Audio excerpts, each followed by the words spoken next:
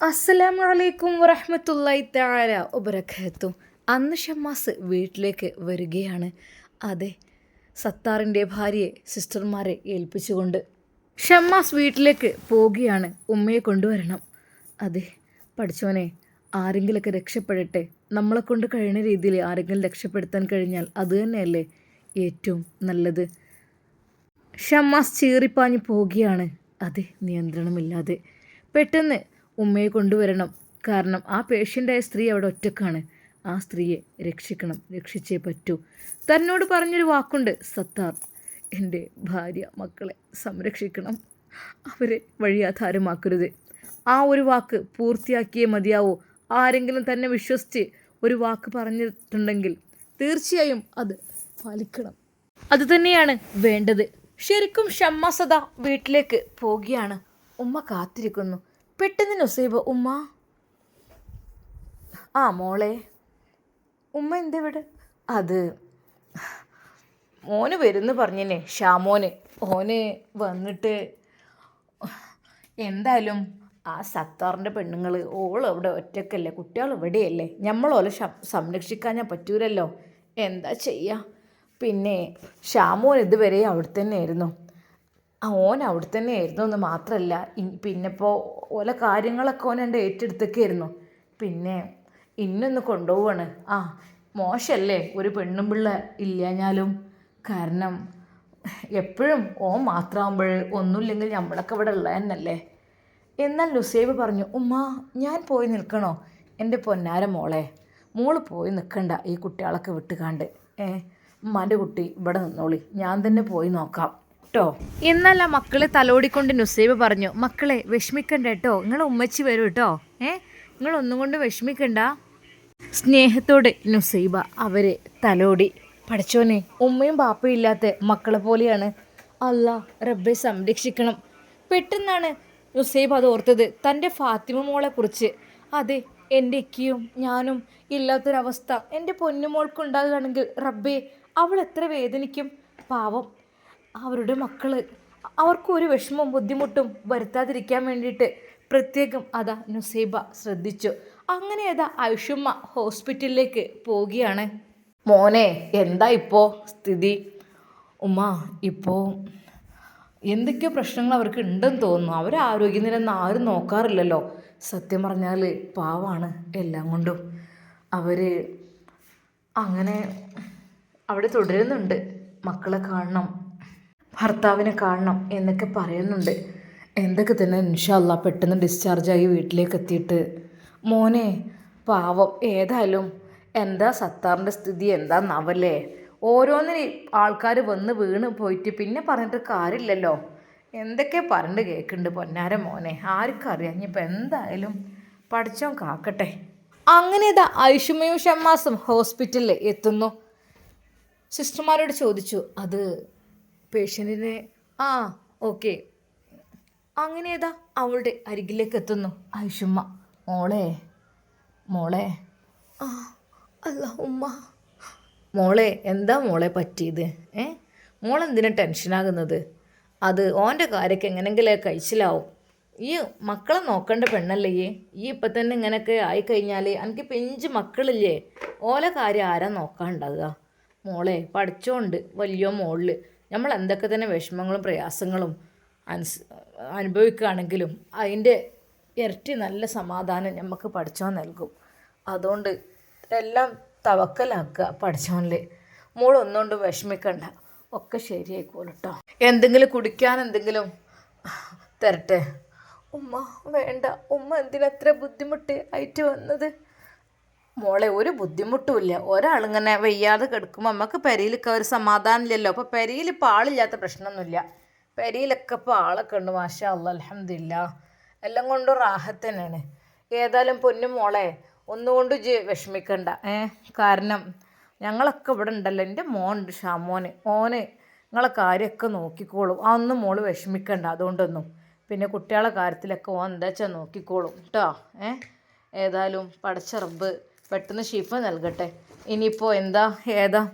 ഉമ്മ ഒന്നുമില്ല, എനിക്ക് ആകപ്പാടെ ഒരു സമാധാനക്കേട്.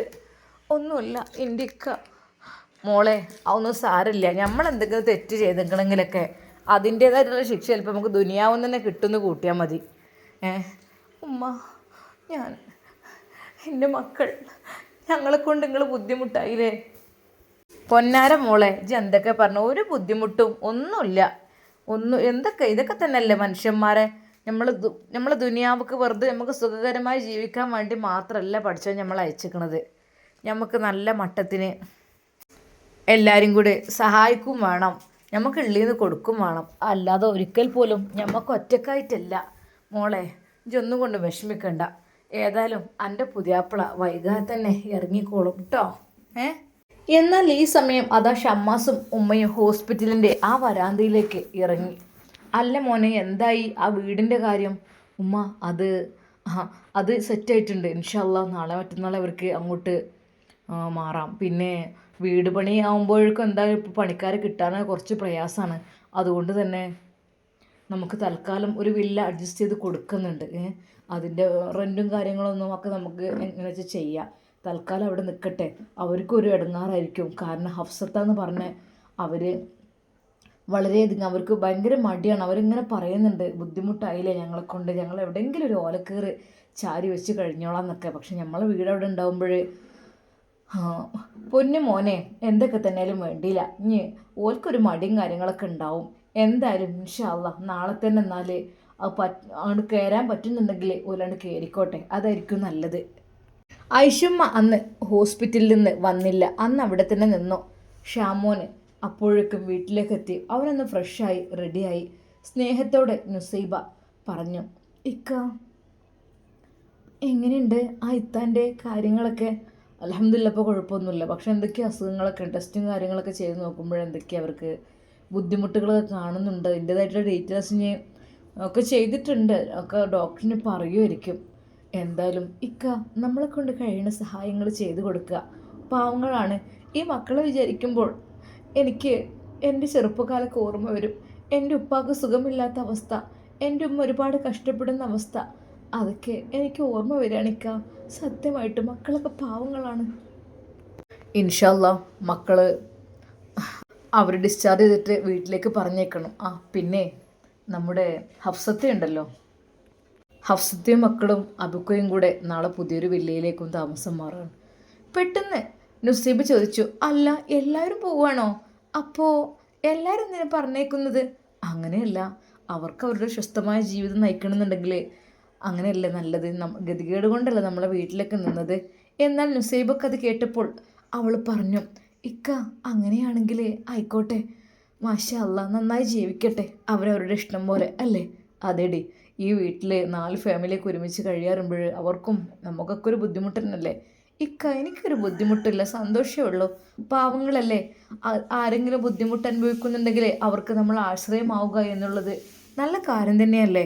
സ്നേഹത്തോടെ നുസൈബ ഷമ്മാസിനോട് അങ്ങനെ സംസാരിച്ചു കൊണ്ടിരുന്നു. എന്നാൽ ഈ സമയം അതാ നുസൈബയുടെ കുഞ്ഞ് കരയുന്നു. എടി കുഞ്ഞിനെടുക്ക്. ഇക്ക. അല്ലാ, എവിടെ ഉമ്മാൻ്റെ ഫാത്തിമ പെണ്ണ്? മാഷാ അല്ലാ. ഇക്ക പിന്നുണ്ടല്ലോ, ഞാൻ നാളെ മുതൽ എന്നാൽ പോവാണ് കേട്ടോ. എന്തായാലും ഇത്തെ ഡിസ്ചാർജ് ചെയ്ത് ഉമ്മ വന്നു കഴിഞ്ഞാൽ പിന്നെ സാറ് വിളിക്കുന്നുണ്ട്. ഇനിയിപ്പോൾ പ്രാക്ടിക്കലും കൂടി ഇല്ലെങ്കിൽ നീ വീണ്ടും 2ാമത് വേറെ എൻട്രൻസ് എക്സാം എഴുതി ജോയിൻ ആവുകയാണ് നല്ലത് എന്ന് പറഞ്ഞിട്ടുണ്ട്. എൻ്റെ പെണ്ണെ നുസൈബ ഡോക്ടർ, അത് കളയണോ? കുഞ്ഞിനൊക്കെ ഞാൻ നോക്കിക്കോളാം, അതൊന്നും വിഷയമല്ല, എനിക്ക് വിഷയമേ ഇല്ല. കുഞ്ഞിനെ നന്നായിട്ട് ഞാൻ നോക്കിക്കോളാം കേട്ടോ. നാളെ മുതൽ എൻ്റെ കുട്ടി പോയിക്കോ. പിന്നെ നാളേക്ക് ഡിസ്ചാർജ് ചെയ്യായിരിക്കും. അവർ ഇനിയും ബാക്കിയുള്ള കാര്യങ്ങൾ എന്താ വെച്ചാൽ നമ്മളെ കൊണ്ട് കഴിയുന്ന രീതി നമുക്ക് ചെയ്ത് കൊടുക്കാം കേട്ടോ. ഇക്ക എന്ന് ഇക്ക പോയിക്കോളൂ. ഉമ്മ ഒറ്റയ്ക്ക് ഞാൻ പോട്ടെ. ഉമ്മ ഒറ്റയ്ക്കാവുമ്പോൾ ഉമ്മാക്കത് പ്രയാസമായിരിക്കും. അത് ഞാൻ ഒന്ന് ഫ്രഷ് ആകാൻ വേണ്ടി. എന്നാൽ ഇതെല്ലാം സൗദ കേൾക്കുന്നുണ്ടായിരുന്നു. ഇവളിപ്പോൾ ഷമ്മാസിനെ എവിടേക്ക് എങ്ങനെ പറഞ്ഞേക്കണത്? അന്ന് ഷമ്മാസ് ഫ്രഷായി ഫുഡെല്ലാം കഴിച്ച് കുഞ്ഞുങ്ങളെല്ലാം ഒന്ന് താലോലിച്ച് കൊഞ്ചിച്ച് നേരെ അതാ അവൻ, എടി നസി എന്ന് ഞാൻ പോയിട്ട് വരാം കേട്ടോ. പിന്നെ എന്തെങ്കിലും സാധനങ്ങൾ ഇക്ക എല്ലാം ഇവിടെ ഉണ്ട്, എല്ലാം ഉമ്മ ഇവിടെ സെറ്റാക്കി വെച്ചിട്ടുണ്ട്, നിങ്ങൾ പോയിക്കോളി. സ്നേഹത്തോടെ നുസൈബ ഷമ്മാസിനെ പറഞ്ഞയച്ചു. തൻ്റെ കുഞ്ഞിനെയും എടുത്തുകൊണ്ട്. പഠിച്ചോനെ എല്ലാം ഷിഫിയാക്കണേ റബ്ബേ. ആ മക്കളെയും നുസൈബ പൊന്നു പോലെ നോക്കി. മക്കളൊന്നും കൊണ്ട് വിഷമിക്കണ്ട കേട്ടോ, മക്കളുടെ ഉമ്മച്ചി നാളെ വരും കേട്ടോ. ഞങ്ങളുടെ ഉമ്മച്ചിക്ക് എന്ത് പറ്റിയത്? ഉപ്പച്ചി എവിടെ? ഉപ്പച്ചി പോലീസ് കൊണ്ടുപോയോ എന്നുള്ള രീതിയിൽ ആ മക്കളുടെ ദയനീയമായ ആ ചോദ്യം അത് കേൾക്കുമ്പോൾ ശരിക്കും നുസൈബക്ക് വല്ലാത്ത വിഷമമായിരുന്നു അനുഭവപ്പെട്ടത്. എന്നാൽ ഈ സമയം ആയിഷുമ്മ അതാ സത്താറിൻ്റെ ഭാര്യയുടെ അരികിലായിട്ടിരുന്നു. മോള് ഒന്നുകൊണ്ടും വിഷമിക്കണ്ട, ഒക്കെ ശരിയായിക്കോളും കേട്ടോ. ഉമ്മ, ജീവിതത്തിൽ സന്തോഷം സമാധാനം എന്താണെന്ന് ഞാൻ അറിഞ്ഞിട്ടില്ല ഉമ്മ. എൻ്റെ ജീവിതം തുടക്കത്തിൽ നിന്നും വലിയ കുഴപ്പമുണ്ടായിരുന്നില്ല, പിന്നീട് അങ്ങോട്ടെന്നും അതിനിടയിൽ മക്കളുമായി, പക്ഷെ സമാധാനമില്ലായിരുന്നു. എന്താ ചെയ്യുക?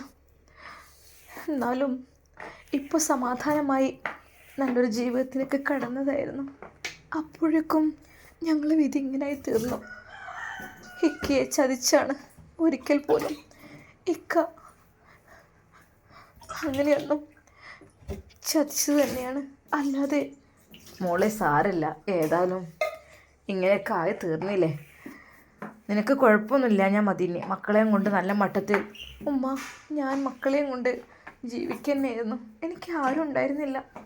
അതെ, ഓരോന്ന് കേൾക്കും ഓരോരുത്തരുടെ അടുത്തുനിന്ന്, അതെല്ലാം കേൾക്കുമ്പോൾ മനസ്സ് വല്ലാതെ വേദനിക്കും. അങ്ങനെയായിരുന്നു. അങ്ങനെ കുറച്ച് കഴിഞ്ഞപ്പോൾ അതാ ഷമ്മാസ് വന്നു. ഉമ്മ, അതാ ഹോസ്പിറ്റലിലേക്കുള്ള ഫുഡും കാര്യങ്ങളും എല്ലാം നുസൈബ തയ്യാറാക്കി കൊടുത്തിരുന്നു. പൊന്നു മോളെ, മക്കളെയും കൊണ്ട് ഉമ്മാൻ്റെ കുട്ടി ഇതൊക്കെ ചെയ്തോ? ആയിഷുമ്മ ചോദിച്ചു. അതിനെന്തോ ഉമ്മ, എപ്പോഴും ഹോട്ടൽ ഫുഡും കാര്യങ്ങളൊക്കെ ആകുമ്പോഴേ ഇതല്ലേ നല്ലത്. നുസൈബ കൊടുത്തയച്ച ആ ഒരു ചോറും കറിയുമെല്ലാം അത് സത്താറിൻ്റെ ഭാര്യയ്ക്ക് ആയിഷുമ്മ വിളമ്പി കൊടുക്കുന്നു. ഉമ്മ, അതൊന്നും വേണ്ട. നിങ്ങളെപ്പോലെ വലിയ വലിയ ആൾക്കാർ എന്നെ ശുശ്രൂഷിക്കുക എന്നൊക്കെ പറഞ്ഞാൽ എനിക്ക് ഉൾക്കൊള്ളാൻ കഴിയണില്ല ഉമ്മ, സത്യമായിട്ടും. പൊന്നു മോളെ, അത് പണക്കാർ പാവപ്പെട്ടവരൊന്നുമില്ല. നമുക്ക് അസുഖം വന്നു കഴിഞ്ഞാൽ ആരായാലും സഹായിക്കണം. പിന്നെ പഠിച്ചവൻ്റെ അടുത്താണ് കാര്യങ്ങൾ. ഇന്ന് നമുക്ക് സമ്പത്തുണ്ടാവും, നാളെ നമ്മൾക്ക് ഉണ്ടാവില്ല. ചിലപ്പോൾ ഒരു പക്ഷേ നാളെ മിസ്കീനായിരിക്കും. അതൊക്കെ പഠിച്ചവൻ കരുതുന്ന നമ്മളെ പരീക്ഷയ്ക്കും പഠിച്ചവന് പണവും സ്വത്തും സമ്പത്തൊക്കെ ഉണ്ടെങ്കിൽ എന്തെങ്കിലും ചെയ്തു ചോദിക്കുമ്പോൾ പറയാലോ. അതാണ് മോളെ ഞാൻ അതിനൊക്കെ ഇറങ്ങി തിരിച്ചത്, അല്ലാതെ രാജ്യത്തെ ഇരിക്കാൻ പോയിട്ടുണ്ടായിട്ടൊന്നുമല്ല. ഞാൻ എൻ്റെ സൗദൻ്റെ പരിക്കതാ പോയിനല്ലോ. ഓൽക്ക് അന്ന് പോയപ്പോൾ കുറേ ഇടങ്ങാറാക്കി, പക്ഷെ അതൊന്നും നമ്മൾ മനസ്സിൽ വെച്ചിട്ട് കാര്യമില്ല. എന്താ ചെയ്യുക? ഇപ്പോൾ ഏതായാലും സത്താറിനെതിരെ ഒരു കേസും കൊടുത്തില്ലേ. പറഞ്ഞിട്ട് കാര്യമില്ല. എന്താന്ന് വെച്ചാൽ അതൊക്കെ നമ്മളെ മട്ടത്തിന് ലിമിറ്റിന് നമ്മൾ നിന്നില്ലെങ്കിൽ അങ്ങനെയാണ്. നമുക്കോരോ നിയമവും കാര്യങ്ങളുണ്ട് പഠിച്ചോനെ കരുതി വെച്ചത്. അതിനപ്പുറത്തൊക്കെ ആയില്ല, അതും അതിൻ്റെ അപ്പുറമൊക്കെ സംഭവിക്കും. അങ്ങനത്തെ ഒന്നും നീളം നിൽക്കൂലല്ലോ. അങ്ങനത്തെ ഒരു ഇതും നീളം നിൽക്കൂല, അത് പൗതി വയ്ക്കലും നിൽക്കും. അങ്ങനെ ഉണ്ടായാൽ അല്ലെങ്കിൽ ഇപ്പോൾ പെണ്ണുങ്ങളും കുട്ടികളൊക്കെ ഉണ്ടായ ഓനെ കൊണ്ടിപ്പോൾ ആ കുഞ്ഞിക്കഥ അങ്ങനത്തെ പണി കാട്ടാൻ പാടുണ്ടോ? കാട്ടിയത് ശരിയാണോ? ഏതായാലും റബ്ബേ നല്ല ബുദ്ധി കൊടുക്കട്ടെ, ഒരാളും എൻ്റെ കെണിപ്പെടാതെ. ഏതായാലും എൻ്റെ നവാസും പെട്ടുപോയി അവിടുത്തെ മരുമകനായിട്ട്. എങ്ങനെ ചെയ്താക്കുക അറിഞ്ഞില്ല. പാവപ്പെട്ടൊരു പെണ്ണിൻ്റെ ഭാവജീവിതം രക്ഷിച്ചതാണ്. പക്ഷേ അപ്പോഴത്തേനൊരു തിരിഞ്ഞു കുത്തലും തെറ്റിപ്പോലെ ഇറങ്ങിപ്പോലൊക്കെ കഴിഞ്ഞു. ഇപ്പോൾ കണ്ടാലും തിരിച്ചെത്തിക്കണം അൽഹംദുലില്ലാ. എന്തൊക്കെ തന്നെയാലും ഇൻഷാ അല്ലാഹ് ഇനിയിപ്പോൾ എങ്ങനെയൊക്കെ എൻ്റെ നവാസ് ഓളിവിടെ ഉള്ളത് അറിഞ്ഞിട്ടൊന്നുമില്ല. ഞാൻ പറഞ്ഞിട്ടില്ല. ഓളെക്കുറിച്ച് പറയണതന്നെ അവന് കേട്ടൂടാ. ഓളെക്കുറിച്ച് പറഞ്ഞേ വേണ്ട. അപ്പം ഞാൻ മനസ്സിൽ വിചാരിച്ചേക്കണ ഓലെ കേട്ടാണ് പോയിട്ട് ഉമ്രക്കാണ് പോയിക്കാണ്ട് ഓനെയും വിളിച്ചെടുത്തുക. മറ്റോണ്ട് എൻ്റെ ചെറിയോനെ എൻ്റെ ഫൈസൽ ഓൻ്റെ നിക്കാഹ് നടത്തുക. അതൊക്കെയാണ് എൻ്റെ മനസ്സത്തെ ഒരു ആഗ്രഹവും നെയ്യത്തും. എവിടെ എത്തുമെന്ന് പഠിച്ചവനറിയാം. ഏതായാലും പഠിച്ചവനെ നീ കാത്ത് രക്ഷിക്ക്. ഉമ്മ, നിങ്ങൾ ഇടങ്ങാറായിട്ട് എന്നെക്കൊണ്ട് ഒരുപാട് ബുദ്ധിമുട്ടില്ലേ? എന്തിനു മോളെ, ഒരു ബുദ്ധിമുട്ടും ഇല്ല. എന്തൊക്കെ തന്നെയാലും ഡോക്ടർ എന്താ പറഞ്ഞത് മോനെ, ഷാമോനെ? നാളെ ഡിസ്ചാർജ് ചെയ്താൽ പറഞ്ഞിട്ടുണ്ട്. എന്തായാലും എൻ്റെ കുട്ടി ഇവിടെ എത്തിയതുകൊണ്ടൊക്കെ എന്നെ കണ്ടതുകൊണ്ടൊക്കെ അൽഹംദുലില്ലാ കഴിച്ചിലായെന്ന് വിചാരിച്ചത്. ഓർന്നാൽ മതി ഞങ്ങൾക്കും വേണ്ടിയിട്ടാ. എൻ്റെ കുട്ടിക്കും വേണ്ടി പ്രത്യേകം ദുആ ചെയ്യണം. ആരെന്തെങ്കിലുമൊക്കെ അവസ്ഥയിലാണെങ്കിലും എൻ്റെ ഷാമോനെ ഓടിയെത്തി ഇതുവരെ രക്ഷിച്ചിട്ടേ ഉള്ളൂ. അത് ആരൊക്കെ തന്നെയായാലും അങ്ങനെ തന്നെ. റബ്ബേ, എൻ്റെ കുട്ടിക്ക് നീ ദീർഘായുസ്സും ആഫിയത്തും പ്രദാനം ചെയ്യ റഹ്മാനെ. അങ്ങനെ ഇത് അല്പസമയം കഴിഞ്ഞപ്പോൾ ഡോക്ടർ വന്നു. എങ്ങനെയുണ്ട്? കുഴപ്പമില്ലല്ലോ, ഓക്കെ അല്ലേ? ടെൻഷൻ ആവാൻ പാടില്ല കേട്ടോ. എപ്പോഴും നല്ല ആക്റ്റീവ് ആയിരിക്കുക. നിങ്ങൾക്ക് ഡിസ്ചാർജിന് എഴുതുന്നുണ്ട്. ഓക്കെ. പിന്നെ ഉമ്മ, നിങ്ങൾ ഉമ്മയാണോ? ആ പിന്നെ മോൾക്ക് ടെൻഷൻ ആവാതെ ശ്രദ്ധിക്കണം. അതായത് ഇവർക്ക് എന്തെന്ന് വെച്ചാൽ നന്നായിട്ട് മനസ്സിൻ്റെ ഉള്ളിൽ ടെൻഷനുണ്ട്. കുറച്ച് ടെസ്റ്റും കാര്യങ്ങളൊക്കെ ഉണ്ട്. അതിലൊക്കെ ഈ ടെൻഷൻ്റെ കാര്യമാണ് കാര്യമായിട്ട് പറയുന്നത്. അത് നമ്മൾ തന്നെ ശ്രദ്ധിക്കണം. ഒരുപാട് മെഡിസിൻസ് കഴിച്ചിട്ട് കാര്യമില്ല. വെറുതെ മെഡിസിൻസ് കഴിച്ച് ഒരു മാനസിക രോഗിയാക്കുവാൻ ഞാൻ ഉദ്ദേശിക്കുന്നുമില്ല. ഇതിനൊക്കെ മെഡിസിൻസ് ഉണ്ട്. പക്ഷേ അതിലേറെ നമ്മൾ അവരെ സന്തോഷിപ്പിക്കുക, നല്ല ഹാപ്പി ലൈഫിലേക്ക് മാറുക, അതൊക്കെയാണ് പറയാനുള്ളത്. അല്ലാതെ വേറൊന്നും എനിക്ക് പറയാനില്ല. അത് നമ്മൾ ശ്രദ്ധിക്കുക. ഒരുപാട് മെഡിസിൻസ് കഴിച്ചെന്ന് വിചാരിച്ചിട്ട് ആരുടെയെങ്കിലും അസുഖം മാറി ചരിത്രമുണ്ടോ? ഇല്ല. അപ്പോൾ എന്ത് വേണം? നമ്മുടെ ജീവിതശൈലിയിലുള്ള മാറ്റങ്ങൾ വരുത്തുക. ഒരുപാട് ടെൻഷൻ ചിരിക്കാതെ ഇടയ്ക്കിടയ്ക്കൊന്നിന് എൻജോയ്മെൻറ്റ് ചെയ്യുക. ഇവരുടെ ഭർത്താവ് ശരിക്കും അത് ഐഷുമ്മക്ക് എന്ത് പറയണമെന്നായിപ്പോയി. ഇവിടെ ഉണ്ടാവില്ലല്ലേ, കുഴപ്പമില്ല, നോ പ്രോബ്ലം. എന്നാലും ഇങ്ങനൊരു സ്നേഹമുള്ള ഉമ്മ ഉണ്ടല്ലോ, അത് അനിയനോ ആരാണ്? അതാണ് ഐഷുമ്മ. അതിനും കാര്യമായിട്ട് ഉത്തരം പറഞ്ഞില്ല. അങ്ങനെയൊക്കെ ഇവരിങ്ങനെ നോക്കാനൊക്കെ ആളുകൾ ഉണ്ടാകുമ്പോൾ അത് തന്നെ മതിയല്ലോ. എന്തൊക്കെ തന്നെ അവരുടെ കാര്യത്തിൽ നിന്ന് ശ്രദ്ധിക്കുക കേട്ടോ. ഓക്കെ. എന്നാൽ ഡിസ്ചാർജിന് എഴുതുന്നു. സത്യം പറഞ്ഞാൽ ഐഷുമ്മ ഒരു നിമിഷം അൽഹംദുലില്ലാ എന്ന് പറഞ്ഞു. മക്കളെ, ഏതായാലും മോളെ ഇനി ടെൻഷൻ ആകല്ലേ. എൻ്റെ പുതിയാപ്പിള അവിടെ ജയിലിലാണ് അല്ലെങ്കിൽ സ്റ്റേഷനിലാണെന്ന് കരുതിയിട്ട് ഒന്നും വിഷമിക്കണ്ട. എൻ്റെ അടുത്ത് ഇത്രയും കാലം ഇല്ലായിരുന്നല്ലോ, എപ്പോഴെങ്കിലൊക്കെ ഒന്ന് വന്ന് പോലൊക്കെയല്ലേ ഉള്ളൂ. അങ്ങനെ കരുതിയാൽ മതി, വേറൊന്നും കരുതണ്ട കേട്ടോ. നേരെ അതാ നുസൈബക്ക് ഉമ്മ വിളിക്കുന്നു. ഹലോ മോളെ, അസ്സലാമലൈക്കും. ഉമ്മ, പിന്നെ ഇത്താനെ ഡിസ്ചാർജ് ചെയ്തിക്കണ്. അപ്പോൾ ഞങ്ങൾ അങ്ങോട്ട് വരുന്നുണ്ട് കേട്ടോ. ആയിക്കോട്ടെ ഉമ്മ, പോരി. ആയിക്കോട്ടെ. എപ്പോഴാണ് എത്തുക? കുറച്ച് കഴിഞ്ഞാൽ എത്തും. എന്നാൽ ഈ സമയം സൗദ അത് കേട്ടുകൊണ്ട് അങ്ങോട്ട് വന്നു. എന്താണ്? അതില്ലേ, അത് സത്താർഖാൻ്റെ ഭാര്യയെ ഡിസ്ചാർജ് ചെയ്തിട്ടുണ്ടെന്നാണ് പറഞ്ഞത്. അതിന് അവരിപ്പോൾ ഇങ്ങോട്ട് വരുമെന്ന് പറഞ്ഞു. ശരിക്കും സൗദക്ക് അത് കേട്ടപ്പോൾ, അല്ല അതിനിപ്പോൾ എന്തിനാ ഇവിടെ റൂം ഒരുക്കണേ? ഓൽക്ക് വീടും പറമ്പൊന്നുമില്ലേ? അവിടെ പോയാൽ പോരെ? അല്ല ഇവിടെ എന്തിനാ? അല്ല, സുഖമില്ലാത്ത അവസ്ഥയിൽ വരില്ലേ, മക്കൾ ഇവിടെയല്ലേ, അതുകൊണ്ട് പെട്ടെന്ന് തന്നെ നുസൈബ അതാ അവർക്ക് കിടക്കുവാനുള്ള ബെഡും കാര്യങ്ങളും എല്ലാം ശരിയാക്കുന്നു. നുസൈബ, ഈ എന്ത് ചെയ്യണത്? അവർക്ക് വേറെ വീടൊക്കെ ഇല്ലേ, പിന്നെന്തിനാ ഇവിടെ? അല്ലിത്താ, അവർ സുഖമില്ലാത്ത അവസ്ഥയിൽ വരില്ലേ, അപ്പം നമ്മൾ അങ്ങനെ അവഗണിക്കാൻ പാടില്ലല്ലോ. അവഗണിക്കല്ല, എന്തപ്പോൾ എല്ലാവരും വിളിച്ചിങ്ങോട്ട് കയറ്റാനേ? ഇവിടെ ഇപ്പോൾ എന്തത് പഞ്ചായത്തോ? ശരിക്കും സൗദിയുടെ വാക്കുകൾ കേട്ട നുസൈബ പറഞ്ഞു. ഇത്താ, നമ്മൾ അങ്ങനത്തെ അവസ്ഥയല്ലേ, അവർക്ക് അങ്ങനത്തെ ജീവിതത്തിൽ അങ്ങനെയൊക്കെ വന്ന് പോയതല്ലേ, കരുതി കൂട്ടി ഉണ്ടാക്കിയതന്നല്ലേ, ഭർത്താവ് അങ്ങനെയൊക്കെ കാട്ടിക്കൂട്ടിയിട്ടുണ്ടല്ലേ. എങ്ങോട്ടാച്ചാ പോയിക്കോട്ടെ, ഇങ്ങോട്ട് കയറ്റൊന്നും വേണ്ട. ശരിക്കും സൗദിയുടെ വാക്കുകൾ കേട്ട് നുസൈബ പറഞ്ഞു. ഇത്താ, നമ്മളങ്ങനെ പറയാൻ പാടില്ല. ഒരു പക്ഷേ നമ്മൾക്കാണെങ്കിലും ആ ഒരു അവസ്ഥ വരുന്നത്, അങ്ങനെ വന്നു കഴിഞ്ഞാൽ എന്തായിരിക്കും സ്ഥിതി? നമ്മളങ്ങനെ ചെയ്യാനേ പാടില്ലല്ലോ. നുസൈബയുടെ വാക്കുകൾ കേട്ട സൗദ കാര്യമായിട്ടൊന്നും മിണ്ടിയില്ല. ഇപ്പോൾ എല്ലാവരും കൂടി വിളിച്ച് ഇങ്ങോട്ട് കയറ്റിക്കൊണ്ടുവരാം. ഏതായാലും എൻ്റെ എളാമി മക്കളും ഓലിവിടെ നിന്ന് ഇനിയിപ്പോൾ ഓല് പോവാന്നൊക്കെ പറഞ്ഞിട്ട് അതിൻ്റെ ഇടയിൽ കൂടെ ബലപ്പം എന്തിനാ വിളിച്ച് കയറ്റിക്കൊണ്ടിരുന്നത്? എന്ത് കാര്യത്തിനാവോ? ഇനിയിപ്പോൾ എനിക്കുള്ള പരിഗണന ഒന്നും ഇവിടെ കിട്ടൂല. ഇനിയിപ്പോൾ സത്താറിൻ്റെ ഭാര്യനോടും കുട്ടികളോടൊക്കെ ആയിരിക്കും കൂടുതൽ. എൻ്റെ പരിഗണന ഇവിടെ കുറയും എന്നെനിക്ക് തോന്നുന്നുണ്ട്. അവൾ ഓരോന്ന് ആലോചിച്ചു. എന്നാൽ കുറച്ച് കഴിഞ്ഞപ്പോൾ അതാ വണ്ടിയുടെ ശബ്ദം കേൾക്കുന്നു. സത്താറിൻ്റെ ഭാര്യയെ ഡിസ്ചാർജ് ചെയ്ത് അതാ ഷമ്മാസും ഉമ്മയും വരുന്നു. നുസൈബ ഓടിയെത്തി. ഇത്താ, മോളെ, എടി ഒന്ന് കൈ പിടിച്ചോളി. അങ്ങനെ അതാ അവരെ കൈ പിടിച്ചുകൊണ്ട് നുസൈബ അകത്തേക്ക് കയറ്റുമ്പോൾ സൗദ അത് നോക്കി നിൽക്കുന്നു. എന്നാൽ അപ്പോഴേക്കും അതാ സൗദയുടെ എളാം അഫ്സയും ഓടിയെത്തിയിരുന്നു. അല്ലാ ഉമ്മ, ഞാൻ പിടിക്കാം.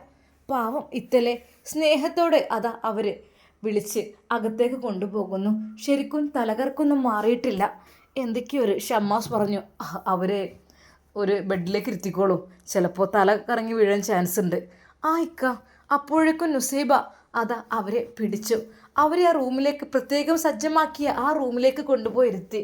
മക്കളെ, അല്ലാ ഓൾക്ക് കുറച്ച് ഉപ്പിട്ട് കഞ്ഞി ഉണ്ടി കൊടുത്താണ്. കഞ്ഞിൻ്റെ വെള്ളമായാലും വേണ്ടിയില്ല. നുസൈബ് അടുക്കളയിലേക്ക് ഓടി. പെട്ടെന്ന് തന്നെ അതാ ഉപ്പിട്ട് ഇളം ചൂടുള്ള കഞ്ഞിവെള്ളം കൊണ്ടുപോയി കൊടുത്തു. ഇത്താ ഇത് കുടിച്ചോളേ. ബിസ്മില്ലാഹിർ റഹ്മാനിർ റഹീം. എന്നാൽ അവരുടെ കണ്ണുകൾ നിറയുന്നത് നുസൈബ് ശ്രദ്ധിച്ചു. അപ്പോഴേക്കും മക്കൾ 3 പേരും അതാ അവളെ കെട്ടിപ്പിടിച്ചിരിക്കുകയായിരുന്നു. ഉമ്മച്ചി ഉമ്മച്ചി ഇനി ഞങ്ങളെ വിട്ടു പോരുത്. ഉപ്പച്ചി ഇവിടെ മക്കളെ. എന്നാൽ ഉമ്മ പറഞ്ഞു, മക്കളെ അതെ ഉപ്പച്ചി വരും കേട്ടോ. ഉമ്മച്ചി ഞങ്ങൾ വിഷമിപ്പിക്കരുത് കേട്ടോ. ഉമ്മച്ചിൻ്റെ അസുഖമൊക്കെ മാറട്ടെ. നല്ല ഉമ്മച്ചിയായിട്ട് നമുക്ക് തിരിച്ചു കിട്ടണ്ടേ. അതുകൊണ്ട് ഉമ്മച്ചി നന്നായിട്ടൊന്ന് റെസ്റ്റ് എടുക്കട്ടെ കേട്ടോ. പൊന്നു മക്കള് പോയി കളിച്ചോളി. സ്നേഹത്തോടെ ഐഷമ്മ അത് പറഞ്ഞപ്പോൾ അതെ ആ മക്കൾക്ക് അവരുടെ ഉമ്മയെ വിട്ടു പോകാൻ മനസ്സില്ലായിരുന്നു. ഉമ്മച്ചിയുടെ ഇടങ്ങാറാക്കല്ലിട്ടോ. നല്ലോണം ഉറങ്ങിയിട്ട് ഒന്ന് ഉറങ്ങി നീച്ചാലേ ഒന്ന് റെഡി ആയിക്കോളും. എന്നാൽ ഇതെല്ലാം സൗദ കേട്ടുകൊണ്ടിരിക്കുന്നുണ്ട്. ഏതെങ്കിലും അന്യ പെണ്ണുങ്ങൾ എങ്ങനെ അകത്ത് കയറ്റിയിട്ട് ഇത്രമാത്രം അവർക്ക് സൗകര്യം സുഖമൊക്കെ ഒരുക്കി കൊടുക്കണം ഇപ്പോൾ എന്ത് കാര്യത്തിനാണ് എന്നുള്ള രീതിയിൽ ചെറിയൊരു ചിന്തകൾ അതാ സൗദയുടെ മനസ്സിലുണ്ട്. അതെ, പക്ഷേ അവർ സത്താറിൻ്റെ ഭാര്യയുടെ അരികിലേക്കൊന്ന് വരികയോ നോക്കുകയോ ആശ്വസിപ്പിക്കുകയോ ഒന്നും ചെയ്തില്ല. കാരണം ആദ്യത്തെ കുറച്ച് പ്രശ്നങ്ങളും കാര്യങ്ങളൊക്കെ ഉണ്ടായതല്ലേ. അതുകൊണ്ട് തന്നെ അവൾ ആ ഭാഗത്തേക്ക് തന്നെ വിട്ടില്ല. എന്നാൽ ഈ സമയം അതാ സത്താറിൻ്റെ മക്കൾ വന്നിട്ട് സൗദയുടെ കുട്ടിയുടെ അരികിലേക്ക് വരുന്നു. കുട്ടിയെ ആണ് വിട്ടുപോയിക്കോ, അതിന് തൊടാൻ വരണ്ട. നിങ്ങളമ്മ ഹോസ്പിറ്റലിൽ നിന്നൊക്കെ വന്നാണ്, എന്തെങ്കിലും അണുക്കളും കാര്യങ്ങളൊക്കെ ഉണ്ടാവും, അങ്ങോട്ട് പോയിക്കോ, ഈ കുട്ടീനെ തൊടാൻ വിടണ്ട കേട്ടോ എന്ന് പറഞ്ഞുകൊണ്ട് അതാ ആ കുട്ടിയെ അവിടെ നിന്ന് പുറത്താക്കി വാതിൽ കുറ്റിയിട്ടു. എന്നാൽ ആ കുട്ടി നിശബ്ദമായി ഒന്നും പറഞ്ഞില്ല. പഠിച്ചോനെ, അതെ ഹോസ്പിറ്റലിൽ നിന്ന് വന്നു കഴിഞ്ഞാൽ പിന്നെ അണുബാധ ഉണ്ടാവും, അതുകൊണ്ട് മക്കളെ തൊടാൻ പാടില്ല എന്നതായിരുന്നു സൗദിയുടെ നിർദ്ദേശം. അതുകൊണ്ട് തന്നെ ആ കുട്ടി പുറത്തേക്ക് തന്നെ വന്നു. എന്നാൽ സത്താറിൻ്റെ ഭാര്യയുടെ മനസ്സിൻ്റെ ഉള്ളിൽ എന്തൊക്കെയോ അത് കഴിഞ്ഞ ദിവസങ്ങളിൽ താൻ ജീവിച്ച ആ ഒരു വേദനാജനകമായ നിമിഷങ്ങളെക്കുറിച്ച് ഓർത്തിട്ടും തൻ്റെ ഭർത്താവിൻ്റെ സ്വഭാവത്തെക്കുറിച്ച് ഓർത്തിട്ടും ശരിക്കും അവളുടെ മനസ്സ് വല്ലാതെ അങ്ങ് വേദനിച്ച് ടെൻഷൻ തലയിലേക്ക് കയറിയിരുന്നു. എന്നാൽ ഐഷമ്മ വിചാരിക്കുന്നു, പഠിച്ചോനെ പാവാണ്, സംരക്ഷിക്കണം. എന്തായാലും ഭർത്താവ് ജയിലിൽ പോയി, ഓന് കാട്ടിക്കൂട്ടിയത് കൊണ്ട് എന്താ ചെയ്യുക, ഓരോരുത്തരൊക്കെ അങ്ങനെ നല്ല മട്ടത്തിൽ ജീവിച്ചിരിക്കുകയാണെങ്കിൽ ഇപ്പം നിരപരാധികൾക്കും കേസും കൂട്ടും ജയിലൊക്കെ തന്നെയല്ലേ. പറഞ്ഞിട്ട് കാര്യമില്ല റബ്ബേ, ഒരു തെറ്റും ചെയ്യാതെ എത്രയോ ആളുകളുണ്ട് ജയിലിൽ കിടക്കുന്നു. അല്ലാ. എന്നാൽ ഈ സമയം വളരെയധികം ശിക്ഷകൾ അനുഭവിച്ച് കഴിഞ്ഞിട്ടുണ്ട് നമ്മുടെ സത്താർ. അവൻ ജയിലിലാണ്. ഷമ്മാസിനൊന്നും അടുക്കുവാൻ പോലും പറ്റാത്ത രീതിയിൽ അത്രക്കും വലിയ തെറ്റുകുറ്റങ്ങളൊക്കെയാണ് അവിടെ അവർ എഴുതി ചേർത്തിട്ടുള്ളത്. ഹസീന ചിരിക്കുകയായിരുന്നു. ഉമ്മ എന്തായാലും ഇനിയിപ്പോൾ നമ്മളെ ഭരിക്കാനൊന്നും ആരും വരൂലല്ലോ, കുറേ ഭരിച്ചില്ലേ, നമ്മളെ ഭരിച്ചു എന്തായിരുന്നു അല്ലേ. അല്ല ഈ ആയിട്ട് തന്നെ അല്ലേ. അല്ല ഈ അതിൻ്റെ ഇടയിൽ കൂടെ പല കള്ളത്തരങ്ങളും ചെയ്തില്ലടി. ഞാൻ എൻ്റെ സൗദനെ കൊണ്ട് കെട്ടിക്കാൻ വേണ്ടി നിൽക്കായിരുന്നു മോനെ, അപ്പോഴത്തിന് ഈ ഓനെ കൈക്കലാക്കില്ലേ. പിന്നെന്താ കൈക്കലാക്കി. പക്ഷേ അവൻ്റെ വിചാരം എന്നും കാലാകാലം ഞാൻ അവൻ്റെ ഭാര്യ ഇവിടെ ജീവിക്കുന്നതായിരുന്നു. പെട്ടെന്ന് അങ്ങോട്ട് കാര്യങ്ങൾ കേസ് കൊടുത്ത് ഒഴിവാക്കിയതുകൊണ്ട് നൈസായിട്ട് അങ്ങോട്ട് പോയി കിട്ടി. മറ്റേത് ഭയങ്കര സൂക്ഷ്മതയമ്മ, ഒന്നും ഒരു ഫോൺ എടുക്കാൻ പറ്റൂല, ഭയങ്കര സംശയരോഗം തന്നെ വേണമെങ്കിൽ പറയാം. എടി ഹസീന, അത് പിന്നെ എൻ്റെ ആ ഒരു കാട്ടിക്കൂട്ടിലൊക്കെ കാണുമ്പോൾ അങ്ങനെ തന്നെ തോന്നുമല്ലോ, അതുകൊണ്ടായിരിക്കും. എന്നാൽ ആ ദിവസം രാത്രി ഉമ്മ ഒരു കാര്യം ശ്രദ്ധിച്ചു. അതാ ഹസീനയുടെ റൂമിൽ ലൈറ്റ് ഓഫ് ചെയ്തിട്ടില്ല. എന്തൊരു സംസാരം കാര്യങ്ങളും അതും കേൾക്കുന്നുണ്ട്. ഹസീന, ഇനി മുകളിൽ പോയി കിടക്കാൻ നിൽക്കണ്ട കേട്ടോ, അവിടെ താഴെ കിടന്നോ, മുകളിൽ ഒറ്റയ്ക്ക് കിടക്കണ്ട, താഴെ ആകുമ്പോഴേ എനിക്കും ഇവിടെ ഇങ്ങനെ എന്നെ ഒച്ചപ്പാടൊക്കെ കേൾക്കാലോ. ഞാനും കുട്ടികളും മാത്രം താഴ്ത്തായിട്ട് ഒരു പൊറുതിയേട്, ഈ ഇങ്ങോട്ട് അടിയിക്ക് വാ. എന്തുമ്മ നിങ്ങൾ ഈ പറയണത്? ഞാൻ എന്തെങ്കിലും ചെറിയ കിള്ളക്കുട്ടിയാ ഇവിടെ താഴത്ത് വന്ന് കിടക്കാൻ? ഞാൻ മേലെ കിടന്നോളാം. പിന്നെ ഇവിടെ താഴത്ത് വന്ന് കിടന്ന് റേഞ്ച് ഉണ്ടോ? പിന്നെ എന്താടി വൈഫൈ വെച്ചാൽ എല്ലായിടത്തും ഒരേ റേഞ്ച് തന്നെയാണ്. പിന്നെ ഇപ്പം എന്താ ഈ ഇപ്പം മേലെ പോയി കിടക്കണ്? എൻ്റെ ഉമ്മങ്ങൾ എൻ്റെ കാര്യത്തിൽ ഇടപെടാൻ വരല്ലേ, ഒന്നും ഇങ്ങോട്ട് ഒരു ശല്യം കൊണ്ട് ഒഴിവാക്കിയിട്ടുള്ളൂ. ഇനിയും ഇപ്പോൾ നിങ്ങൾ പ്രശ്നങ്ങളാക്കി വരല്ലേ, ഒന്ന് സ്വസ്ഥമായി ജീവിക്കട്ടെ. എന്താടി ഈ പറയണത്? എനിക്ക് എന്തിൻ്റെ കേടാ? ഒന്നുമില്ല, ഞാൻ കോളേജിലൊക്കെ പോകുമ്പോഴേ എനിക്ക് ഒരുപാട് ഫ്രണ്ട്ഷിപ്പും കാര്യങ്ങളൊക്കെ ഉണ്ടാകും എന്ന് കരുതിയിട്ട് ഉമ്മ അത് എതിർക്കാനും നിൽക്കണ്ട. ഉമ്മ 2-3 മക്കളുള്ള ഒരാളെ കെട്ടിച്ചെറ്റത്തിരുന്നും ഇനി ഞാൻ ചെയ്യൂല, എനിക്ക് ബുദ്ധി വെച്ചിക്കണ്. അങ്ങനെയൊക്കെ ചെയ്താലുണ്ടല്ലോ എന്താന്നില്ലേ, ശരിക്കും ഒരു പൊട്ടത്തിനല്ലേ. എടി ഓന് നമ്മളെ കാര്യമില്ല, ഓൻ ചെയ്തു തന്നിരുന്നല്ലോ വീട്ടുപണിൻ്റെ കാര്യത്തിൽ എല്ലാം കഴിഞ്ഞതിൻ്റെ ശേഷമല്ലേ. അതേതായാലും നന്നായി, എല്ലാ കാര്യങ്ങളും ചെയ്ത് ഒക്കെ നമ്മളെ കാര്യങ്ങളൊക്കെ സെറ്റാക്കി തന്നതിൻ്റെ ശേഷമാണ് നമ്മൾ കേസ് കൊടുത്തത്. അതേതായാലും നന്നായി. അതിൻ്റെ ഇടയിൽ കൂടെ എൻ്റെ തന്തിയും 2ാം കെട്ട് ഭാര്യയും മക്കളും വന്നതുകൊണ്ടും അതും കഴിച്ചിലായി. എവിടേക്കെ കറ്റങ്ങളൊക്കെ പോയതാവോ എന്താന്നില്ലേ, ഓൻ്റെ രക്ഷിക്കാൻ പോലും അതെല്ലാം കൂടെ. അതേ കേസ് കൊടുത്തോണ്ടി എന്നെ നല്ലോണം പീഡിപ്പിച്ചിക്കണ്, എന്നെ കല്യാണം കഴിച്ചതാണ്, പിന്നെ എനിക്കൊരു അവകാശം അവരുടെ സ്വത്തുനിന്ന് വേണമെന്നുള്ളത്. സത്താറിന് അവിടെ വീടും പറമ്പൊക്കെ ഉണ്ടല്ലോ, അതിന് ഒരു ഓഹരി എനിക്കും കിട്ടേണ്ടതല്ലേ. ഈയും ഭാര്യ തന്നെയല്ലേ, ഒഴിവാക്കിയിട്ടൊന്നുമില്ലല്ലോ. വേഗം അതിന് വേണ്ടിയിട്ടും കേസ് കൊടുക്കണം. എന്നിട്ട് ആ ഒരു വീടും സ്ഥലമൊക്കെ നമുക്ക് കിട്ടിക്കഴിഞ്ഞാൽ നമുക്കത് വാടക കൊടുത്തൂടെ, വെറുതെ എന്തിനാ കേടുവരുത്തുന്നത്, ചിലവിനാവൂലേ പെണ്ണെ. ഹസീനയുടെ മനസ്സിൽ അങ്ങനെ ഒരു ബുദ്ധിയും ഉദിച്ചു. ഉമ്മ പറഞ്ഞതനുസരിച്ച് ഈ ഉമ്മാക്ക് ഈ ഇടയ്ക്ക് എവിടുന്നാണ് കിട്ടണത്, വല്ലാത്തൊരു തലേന്നാണ് എൻ്റെ ഉമ്മ ഇങ്ങളുടെ. എന്തായാലും ആ കാര്യത്തിനും കേസ് കൊടുക്കല്ലേ, ചിലവിന് വേണം എന്നൊക്കെ പറഞ്ഞിട്ട് എന്തായാലും ഉമ്മ നമുക്ക് സ്റ്റേഷനിൽ ഒന്നുകൂടെ പോകണം. അല്ലെങ്കിൽ ഉമ്മ പെണ്ണുങ്ങൾ എന്തെങ്കിലുമൊക്കെ പറഞ്ഞാലേ പെട്ടെന്ന് നിയമം നമ്മളെ ഭാഗത്തായി മാറുകയാണ്. മൂപ്പരേതായാലും ജയിൽ ശിക്ഷ നന്നായിട്ട് അനുഭവിക്കട്ടെ. ഉമ്മ പിന്നെ ഞാൻ ഇന്ന് വരാൻ കുറച്ച് വൈകൂട്ടോ. എവിടേക്കാടി? അതെ, ഇന്ന് ഞങ്ങളെ കോളേജിൽ ഒരു മീറ്റിംഗ് ഉണ്ട്. മീറ്റിങ്ങോ? അല്ല മീറ്റിംഗ് അല്ല, ഞങ്ങളെല്ലാവരും കൂടി ഒരു കൂടൽ, അതായത് ഒരു ഗെറ്റ് ടുഗദർ പോലെ. എൻ്റെ പൊന്നാര പെണ്ണെ മുച്ചന്തി മോന്തിക്കൊന്നും പോകാൻ നിൽക്കണ്ട, പോവുകയാണെങ്കിൽ വേഗം പോയി വരിക എന്നല്ലാതെ. എൻ്റെ പൊന്നാരുമ്മ, ഇന്ന് ഞങ്ങൾക്ക് ഈവനിങ്ങിലാണ് നൈറ്റ് പ്രോഗ്രാമാണ് ഉള്ളത്, അതിൽ പങ്കെടുക്കൽ നിർബന്ധമാണ്. ഞങ്ങൾ കോളേജിലത്തെ എല്ലാവരും പങ്കെടുക്കുന്നുണ്ട്. ഞാനായിട്ട് ഇപ്പോൾ അതിൽ നിന്ന് ഒഴിഞ്ഞു നിൽക്കുന്നത് ശരിയല്ലല്ലോ. നൈറ്റ് പ്രോഗ്രാം ആണെങ്കിലും എന്ത് പ്രോഗ്രാമുകളും വേണ്ടിയില്ല, രാത്രി 9ൻ്റെ മുമ്പായിട്ട് ഇങ്ങോട്ട് എത്തണം. അതിൻ്റെ അപ്പുറം പോകാൻ പറ്റില്ല. എൻ്റെ പൊന്നാരുമ്മ, നിങ്ങൾ ഇങ്ങനെ വാശി പിടിക്കല്ലേ, നിങ്ങൾക്ക് വേണ്ടതെല്ലാം ഞാൻ സെറ്റാക്കി തരൂലേ. എന്നാൽ ഞാനും കുട്ടികളും കൂടി ഉണ്ട് വരാം, ഞങ്ങൾക്കും കാണാമല്ലോ പരിപാടി. വേണ്ട വേണ്ട വേണ്ട, നിങ്ങളൊന്നും വരണ്ട. നിങ്ങൾ എന്തിനാണ് വരുന്നത്? പരിപാടിക്ക് രക്ഷിതാക്കൾക്കും അതുപോലെ ഫാമിലിക്കൊന്നും അങ്ങോട്ട് അലൗഡ് അല്ല. അത് ഞങ്ങൾ സ്റ്റുഡൻസ് മാത്രമേ ഉള്ളൂ, അല്ല നിങ്ങൾ ആരും വരുമൊന്നും വേണ്ട. ഹസീൻ അങ്ങനെ പറഞ്ഞപ്പോൾ ശരിക്കും ഉമ്മ പറഞ്ഞു, ഓ എങ്ങനെയുണ്ടോ, സാധാരണ പരിപാടിക്കൊക്കെ കുട്ടികളെയും മക്കളെയും ഉമ്മാരും ബാപ്പാരൊക്കെ ക്ഷണിക്കലാണ്. ഇപ്പം എന്താ എൻ്റെ കോളേജിൽ പുതുമാതിരി ഒന്നുമില്ല, അത് സ്റ്റുഡൻസിനുള്ളത് മാത്രമാണ്. അത് കഴിഞ്ഞിട്ട് പിന്നെ ദിവസം നിങ്ങളൊക്കെ വിളിക്കുമായിരിക്കും, അപ്പോൾ വന്നാൽ മതി. ആയിക്കോട്ടെ. അങ്ങനെ അത് ഹസീന അന്ന് മാറ്റിയൊരുങ്ങി അവിടെ നിന്ന് പുറപ്പെടുന്നു. പിന്നെ ഉമ്മ ഒരു 9 മണി എന്നുള്ളൊരു 10-11 ആവും, ചിലപ്പം 12 മണിയാവും ഫംഗ്ഷനെ കഴിയുമ്പോഴത്തിന്. നിങ്ങൾക്ക് എന്താ എത്ര ധൃതി? അങ്ങനെ ധൃതിപ്പെടാൻ പാടില്ലല്ലോ, നിങ്ങൾ അങ്ങനെ ധൃതി പിടിക്കല്ലേ. അങ്ങനെ അത് ഹസീന വീട്ടിൽ നിന്ന് ഇറങ്ങുന്നു. അല്ലടി ഈ ബാഗിലൊക്കെ എന്താ? ഉമ്മ കുറച്ച് കോസ്റ്റ്യൂംസും ഡ്രസ്സുകളൊക്കെയാണ്, ഞങ്ങൾ ഫംഗ്ഷൻ പങ്കെടുക്കുമ്പോഴേ അത് ഇടയ്ക്കൊക്കെ മാറിയൊക്കെ ഇടേണ്ടി വരും. അതിനിപ്പോൾ ഇത്രയൊക്കെ വേണോ?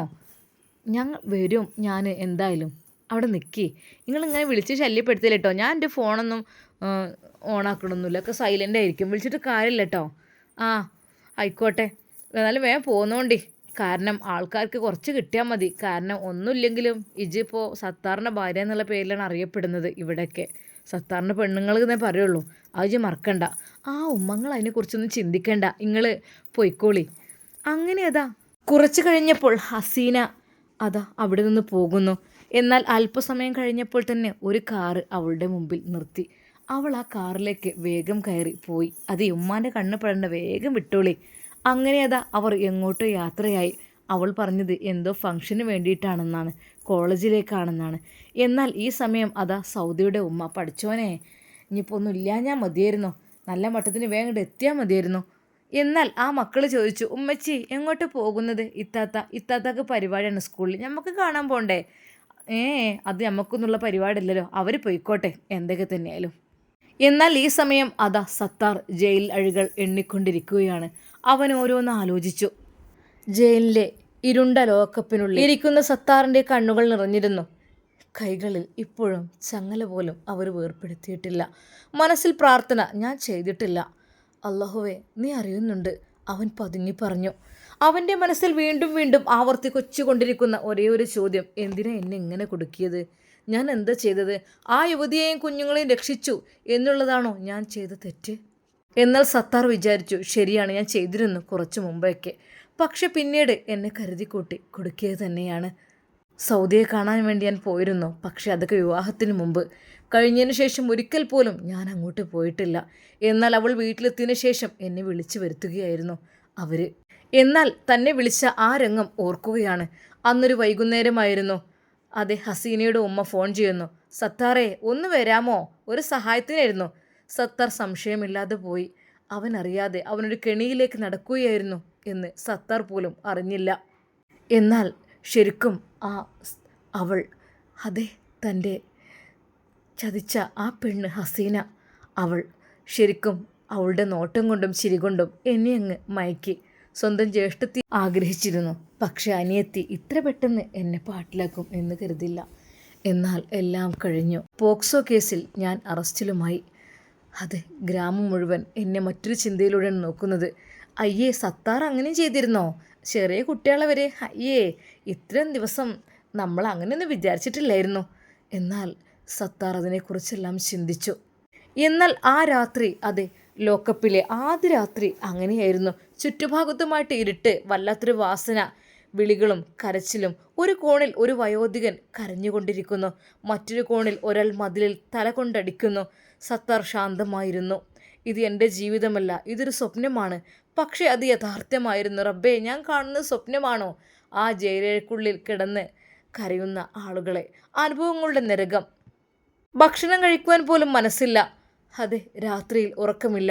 ഒരിക്കൽ പോലീസിൻ്റെ ആ ഒരു ചോദ്യം ചെയ്യലെത്തുമ്പോൾ, സത്യം പറ, എന്താണ് ചെയ്തത്? സാർ, ഞാനൊന്നും ചെയ്തിട്ടില്ല. ഒരു തള്ള്, ഒരടി, അതിനുശേഷം വീണ്ടും സത്താറിൻ്റെ കണ്ണടക്കി ഒരടി കൊടുക്കുന്നു. അതെ, കണ്ണുകൾ ചുവന്നു, കണ്ണിൽ നിന്ന് കണ്ണുനീർ ഒഴുകി വരുന്നു. എന്നാൽ മനസ്സിലെ പോരാട്ടം. അവൻ ഒരുപാട് ചിന്തിച്ചു. എന്തിനാണ് ഞാൻ പോയത് ആ ദിവസം? എന്തിനാണ് ഞാൻ വിശ്വസിച്ചത്? അത് എന്നെ ചതിക്കുകയായിരുന്നല്ലോ അവർ. പക്ഷേ മറ്റൊരു ശബ്ദം അവൻ്റെ ഉള്ളിൽ പറഞ്ഞു, ഇക്ക, നിങ്ങൾ കുറ്റക്കാരനല്ലെങ്കിൽ നിങ്ങൾ സമാധാനിക്കണം. അതേ, തൻ്റെ പ്രിയപ്പെട്ട ഭാര്യ പറയുന്നത് പോലെയാണ് അയാൾക്ക് തോന്നിയത്. എന്നാൽ ഒരിക്കൽ തന്നോട് തൻ്റെ ഭാര്യ പറഞ്ഞ കാര്യം, ഇക്ക, ഒരു തെറ്റിലേക്കും പോകരുത്, ഒരിക്കലും തെറ്റ് ചെയ്യരുത്. അതെ, തെറ്റ് ചെയ്ത് കഴിഞ്ഞാൽ ഇന്നല്ലെങ്കിൽ നാളെ നമ്മൾ ശിക്ഷിക്കപ്പെടും. അത് പല നാൾ കള്ളൻ ഒരു നാൾ പിടിയിൽ എന്ന് പറഞ്ഞ പോലെ. പക്ഷേ ഇത് അവരായിട്ട് തന്നെ എന്നെ കുടുക്കിയതാണല്ലോ എന്നാലോചിക്കുമ്പോൾ അവൻ്റെ മനസ്സിൻ്റെ ഉള്ളിൽ വല്ലാത്തൊരു വിങ്ങലായിരുന്നു. ലോക്കപ്പിൽ 2 ദിവസം, പിന്നീട് ജയിലിലേക്ക് മാറ്റപ്പെട്ടു. അവിടെ പുതിയ ലോകം. കൈകളിൽ ചെങ്ങലയില്ലെങ്കിലും ഹൃദയം പൂട്ടിയിട്ടിരിക്കുന്നു. ഒരാൾ ചോദിച്ചു, എന്ത് കേസിലാ? സത്താർ തല താഴ്ത്തി, പോക്സോ. അവിടെ പോലും ചിലർ അവനെ വെറുത്തു, ചിലർ കരുണയോടെ നോക്കി. കാരണം ചെറിയ കുട്ടികളോട് അത്രക്കും വേണ്ടാത്ത രീതിയിൽ ചെയ്തു കൂട്ടിയ കാര്യങ്ങളെക്കുറിച്ചാണ് എല്ലാവരും ചിന്തിച്ചത്. എല്ലാവരും വെറുക്കുന്ന ഒരേ ഒരു പേര്, എന്താ? പോക്സോ. ആ സുഹൃത്ത്, ഒരു പഴയ തടവുകാരൻ, അടുത്തു വന്നു. നീ ചെയ്തിട്ടില്ലെന്ന് തോന്നുന്നല്ലോ, നിന്റെ മുഖഭാവം കണ്ടിട്ട്. സത്താർ അത്ഭുതപ്പെടുത്തു. എങ്ങനെ? നിന്റെ കണ്ണുകൾ കള്ളം പറയുന്നില്ല. ആ വാക്കുകൾ അവന് ആശ്വാസമായി. ഓരോ രാത്രി കഴിയുന്നു. സത്താർ പ്രാർത്ഥിക്കുന്നു, അല്ലാഹുവേ, ഞാൻ ഒരിക്കലും അത് ചെയ്തിട്ടില്ല. അതെനിക്ക് നന്നായിട്ടറിയാം. സത്യമായിട്ടും ഞാനൊരിക്കലും അത് ചെയ്തിട്ടില്ല. എന്തിനാണ് വെറുതെ? ആ ഒരു കാര്യത്തിനാണ് ഞാനിപ്പോൾ ജയിലറയ്ക്കുള്ളിൽ കഴിയുന്നത്. അല്ലാഹ്, സത്യം പുറത്തു കൊണ്ടുവരണേ. അവൻ്റെ കണ്ണുകൾ നിറഞ്ഞു. തൻ്റെ പ്രിയപ്പെട്ട ഭാര്യയെയും മക്കളെയും ഓർത്തുകൊണ്ട് അവൻ വിതുമ്പി കരഞ്ഞു, അല്ലാഹ്, പുറത്തു തരണേ.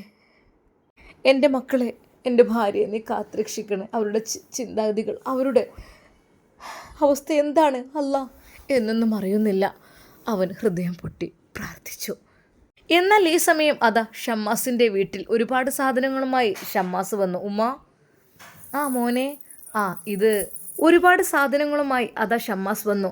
പിന്നെ ഇത്താക്കും മക്കൾക്കുള്ളതൊക്കെ ഉണ്ട്. അവർക്ക് മെഡിസിൻ്റെ കൂടെ കഴിക്കാനുള്ള ഫ്രൂട്ട്സുകളും മരുന്നുകളും എല്ലാം ഉണ്ട്. പിന്നെ വൈറ്റമിൻസ് ഉള്ളതുണ്ട്, എല്ലാം ഉണ്ട്. ഉമ്മ കൊടുത്തോളൂ കേട്ടോ. ആയിക്കോട്ടെ മോനെ. എന്നാൽ നുസൈബയും ഓടി വന്നു.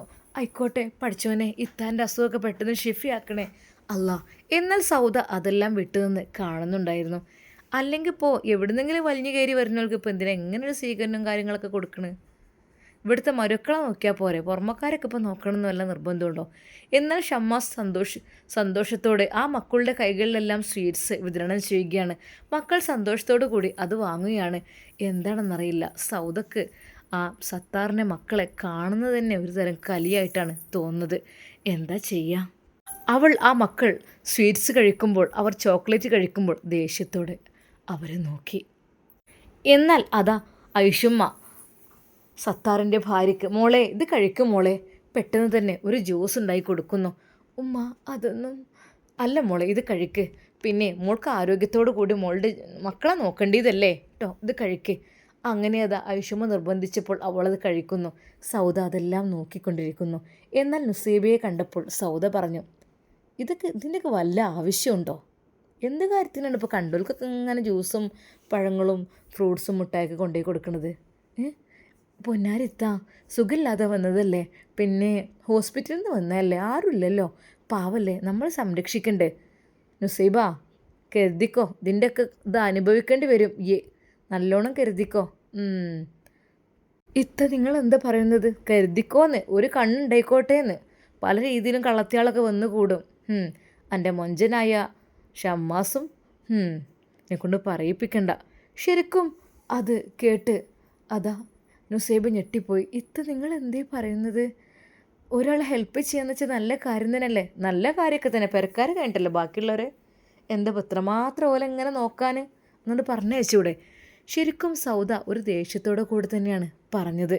എന്നാൽ സൗദയുടെ സ്വഭാവത്തിൽ വല്ല മാറ്റങ്ങൾ വന്നോ? ശരിക്കും സത്താറിൻ്റെ ഭാര്യയെ ഉമ്മ നോക്കുന്നതും ഷമ്മാസ് അവരെ സംരക്ഷിക്കുന്നതും തീരെ സൗദക്ക് പറ്റുന്നില്ല എന്നർത്ഥം. എന്തൊക്കെ തന്നെയാലും എന്തായിത്തീരും നമുക്ക് കാത്തിരുന്ന് കാണാം. അതുവരേക്കും എല്ലാവർക്കും അസ്സലാമു അലൈക്കും വറഹ്മത്തുള്ളാഹി തആല വബറകാതുഹു.